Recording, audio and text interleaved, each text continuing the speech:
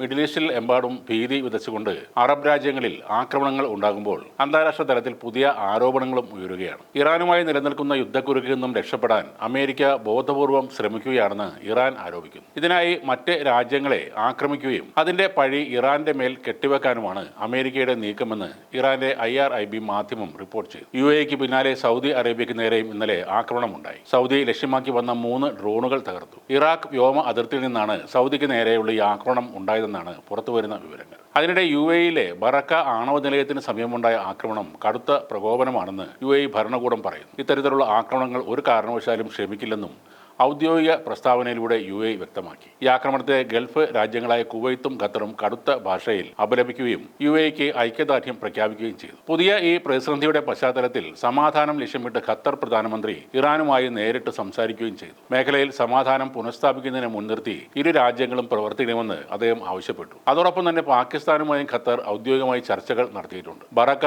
ആണവ നിലയത്തിന് സമീപമുണ്ടായ ആക്രമണവും സൗദിക്ക് നേരെയുള്ള ഡ്രോൺ നീക്കങ്ങളും അന്താരാഷ്ട്ര തലത്തിൽ വലിയ ചർച്ചകൾക്കാണ് ഇപ്പോൾ വഴിവെച്ചിരിക്കുന്നത്. UAEയിലെ അബുദാബിയിലുള്ള ആണവ നിലയത്തിന് സമീപമാണ് ഡ്രോൺ ആക്രമണം ഉണ്ടായത്. അൽ ദഫ്ര മേഖലയിൽ പ്രവർത്തിക്കുന്ന ബറാക്ക ആണവ നിലയത്തിന് സമീപം ഞായറാഴ്ച ഉച്ചയോടെയാണ് ആക്രമണം നടന്നത്. നിലയത്തിന്റെ പ്രധാന സുരക്ഷാ വലയത്തിന് പുറത്തെ വൈദ്യുത ജനറേറ്ററിന് തീപിടിച്ചു. എന്നാൽ ആളപായമോ പരിക്കോ ഒന്നുമില്ലെന്ന് അധികൃതർ പറയുന്നു. ആണവ നിലയത്തിന്റെ പ്രവർത്തനത്തെയോ അണുവികിരണ സുരക്ഷയെയോ ഈ ആക്രമണം ബാധിച്ചിട്ടില്ല. അബുദാബി സുരക്ഷാ സേനയും അഗ്നിശമന വിഭാഗവും സ്ഥലത്തെത്തി തീപിടുത്തം നിയന്ത്രണ വിധേയമാക്കി. ജനങ്ങളെ ഭയപ്പെടുത്തുന്ന വിധത്തിൽ വ്യാജ വാർത്തകൾ പ്രചരിപ്പിക്കരുതെന്നും അധികൃതർ അഭ്യർത്ഥിക്കുന്നു. ആക്രമണത്തിന്റെ ഉത്തരവാദിത്വം ആരും ഏറ്റെടുത്തിട്ടില്ലെങ്കിലും ഇറാനെയാണ് സംശയിക്കുന്നത്. ഫെബ്രുവരി 28-ന് ഇറാൻ യുദ്ധം ആരംഭിച്ചതിന് ശേഷം ആദ്യമായാണ് ബറക്ക ആണവ നിലയത്തിനടുത്ത് ആക്രമണം ഉണ്ടാകുന്നത്. ദക്ഷിണ കൊറിയയുടെ സഹായത്തോടെ നിർമ്മിച്ച ആണവ നിലയം 2020-ലാണ് പ്രവർത്തന സജ്ജമായത്. അറേബ്യൻ മുനമ്പിലെ ഏക ആണവ നിലയമാണത്. അതേപോലെ ഇറാഖിന്റെ വ്യോമ അതിർത്തിയിൽ നിന്ന് രാജ്യത്തേക്ക് കടന്ന 3 ഡ്രോണുകൾ തകർത്തതായി സൗദി അറേബ്യയും അറിയിച്ചു.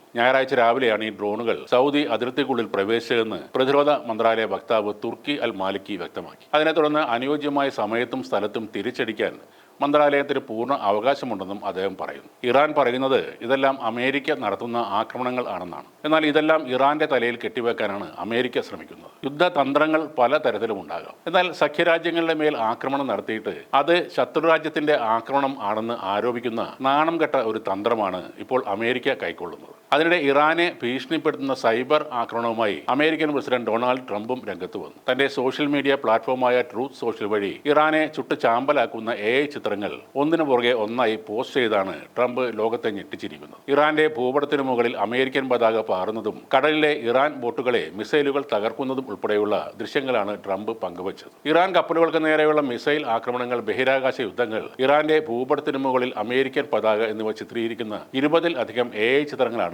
ട്രംപ് പങ്കുവച്ചത്. അമേരിക്കൻ സൈനിക നടപടി കൂടുതൽ ശക്തമാക്കുമെന്ന മുന്നറിയിപ്പാണ് ഈ ചിത്രങ്ങൾ നൽകുന്നത്.